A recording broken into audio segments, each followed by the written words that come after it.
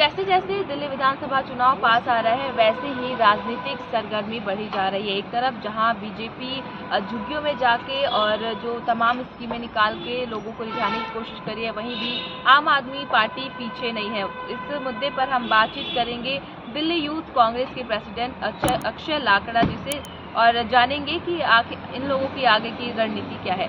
Sir, आप बताइए, जैसे कि जो बीजेपी है वो तमाम राजनीति कर रही है, अलग अलग स्कीमें निकाल रही है और लोगों को रिझाने की कोशिश कर रही है, वहीं आम आदमी पार्टी भी है, वो भी जो है लोगों को मुद्दे और लोगों को स्कीमें बता के रिझाने की कोशिश कर रही है। तो ऐसे में आप कांग्रेस को कहाँ देखते हैं? देखिए, जो निरंतर पिछले 2013 से लेकर आज 2025 की शुरुआत होने वाली है, इस पूरे कालखंड के दौरान आप देखेंगे कि आम आदमी पार्टी ने जितने तमाम वादे किए या जो भी फ्री की रेवड़ी उन लोगों ने दिल्ली में बांटी है, इससे जो दिल्ली का खुद का संगठित एक ढांचा था, जो दिल्ली के अंदर एक माहौल था, जो देश की राजधानी लोग उसको देखते थे, उससे फायदे के बजाय कहीं ना कहीं नुकसान हुए हैं। अगर आप बात करें पानी और बिजली फ्री देने की, तो वो तो कांग्रेस शासित राज्यों के अंदर भी आज मिल रहा है, लेकिन उसके साथ साथ जो फिक्स चार्ज, जो लाभार्थी नहीं है आम आदमी पार्टी की इस योजनाओं के, उनके जो फिक्स चार्जेस हैं वो लगातार बढ़ा दिए गए हैं। अगर मैं डोमेस्टिक मीटर की बात ना करूं, कमर्शियल मीटर की बात करूं, तो उनके चार्जेस 3 से 4 गुना हो चुके हैं। कांग्रेस के राज में जब दिल्ली के अंदर बिजली की यूनिट 4 से 5 रुपए के बीच पर थी,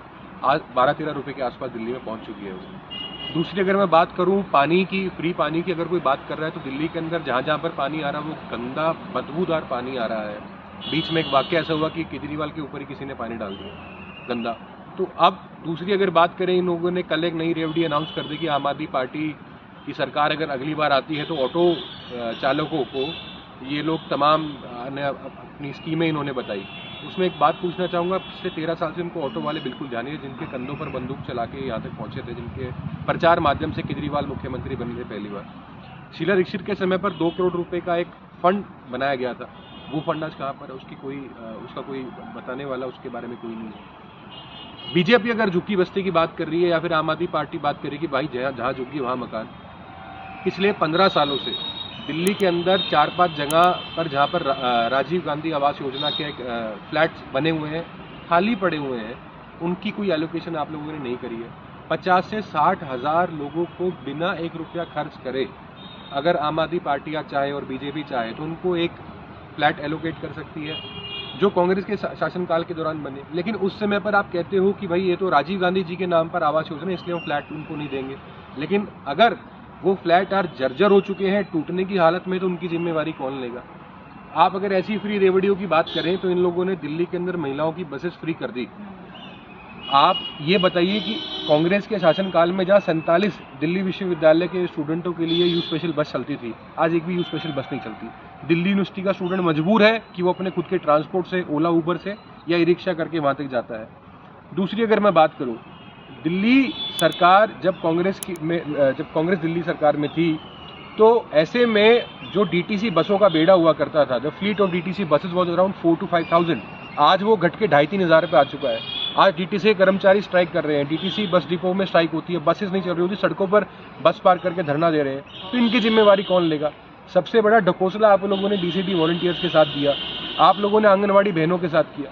तो अब ये सारी चीज़ों में आम आदमी पार्टी उस पर एक्सपोज हो चुकी है। और कांग्रेस पार्टी ने जिस प्रकार देवेंद्र यादव जी के नेतृत्व में दिल्ली में यात्रा शुरू करी, तो वो उसका मैसेज बिल्कुल क्लियर है। 70 विधानसभाओं में हम लोग पैदल चल के गए हैं और लोगों के बीच में हमें वो गुस्सा देखने को मिला आम आदमी पार्टी के खिलाफ, बीजेपी के खिलाफ, और एक सैचुरेशन पॉइंट पर वो एक अंत काल की तरफ आम आदमी पार्टी अब आगे बढ़ रही है। उनके विधायक निरंतर टूट के देवेंद्र यादव जी के नेतृत्व में कांग्रेस ज्वाइन कर रहे हैं, and we are very hopeful to have a very positive result, और इसी पर हम आगे काम कर रहे हैं। अच्छा, ये जो कांग्रेस के द्वारा न्याय यात्रा निकाली गई, आपको कितना देखने को मिला कि जो लोगों में रुझान है या लोगों का समर्थन है, कहाँ तक मिला आपको? दिल्ली के लोगों ने इस यात्रा में जो अभूतपूर्व समर्थन किया, इससे बात साफ कर दिया कि दिल्ली को कांग्रेस ही चला सकती है और उससे बेहतर कोई विकल्प दूसरा नहीं है। लोग जो अपने घर से बाहर निकल कर आ रहे थे, छोटे बच्चों से लेकर वृद्ध आवर्दा के लोग भी यहाँ पर हमारी यात्रा में आके शामिल हुए। और उस यात्रा के दौरान आप ये देखिएगा कि निवर्तमान में 2 आम आदमी पार्टी के विधायक, चाहे वो सीलमपुर से हों, मुस्तफाबाद से हों, या चाहे वो सीमापुरी विधानसभा से आते हों, ये इन तीनों ने कांग्रेस का हाथ थाम लिया। ये तीनों निवर्तमान आम आदमी पार्टी के विधायक थे जिन्होंने कांग्रेस का हाथ थामा। तो अंतर बिल्कुल स्पष्ट है। निवर्तमान विधायक कांग्रेस के अंदर आ रहा है और लोगों का जो अभूतपूर्व समर्थन हमें मिल पा रहा है, एक ऐसा जनसैलाब हमें यात्रा के अंदर देखने को मिला और ऐसा दिल्ली के इतिहास के अंदर कोई भी राजनेता दूसरा नहीं हुआ जिसने 70 की 70 विधानसभा पैदल चल के पूरी करी हो। तो ये काम श्री देवेंद्र यादव जी ने किया और जिसका एक बहुत अच्छा आउटपुट और बहुत अच्छा अंडर करंट हमें लोगों में देखने को मिल रहा है। जो आम आदमी पार्टी है वो हाल ही में लिस्ट अपनी जारी कर चुकी है, हाँ। तो ऐसे में हम कांग्रेस से कब तक उम्मीद रखें? कांग्रेस की स्क्रीनिंग 2-3 दिनों में शेड्यूल है, उसके बाद हमारी पहली लिस्ट आने वाली है। अच्छा, कहते हैं कि जो राजनीति होता है उसमें युवा का एक अहम रोल होता है, युवा कुछ भी बदल सकता है, तो जो यूथ है, कांग्रेस यूथ, इसमें कितना योगदान है आपका राजनीति में? दिल्ली कांग्रेस की आने वाले चुनाव के अंदर आप देखेंगे तो एक बहुत मेजर चंक ऑफ जो कैंडिडेट्स होगा वो यूथ कांग्रेस के बैकग्राउंड का होगा, एनएसयूआई के बैकग्राउंड का होगा।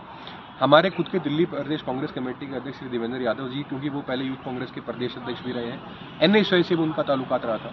तो ये जो हमारे कैंडिडेट्स रहेंगे अब की बार, उसमें आप देखेंगे तो मेजर चंक जो रहेगा वो यूथ कांग्रेस का और एनएसयूआई और जो इनका बैकग्राउंड रहा है इन्हीं संगठनों का, तो युवा कैंडिडेट आपको बहुत देखने को मिलेंगे। तो ये थे हमारे साथ अक्षय लाकरा जी, जिन्होंने हमसे बातचीत की और इन्होंने बताया कि किस तरीके से जो इन्होंने न्याय यात्रा निकाली है उसमें लोगों का भरपूर समर्थन मिल रहा है और इन्होंने दावा किया कि जो आने वाला विधानसभा चुनाव है उसमें भारी मतों से इनकी विजय प्राप्त होगी। कैमरा पर्सन निखिल वर्मा के साथ मैं आंचल श्रीवास्तव, पंजाब केसरी, दिल्ली।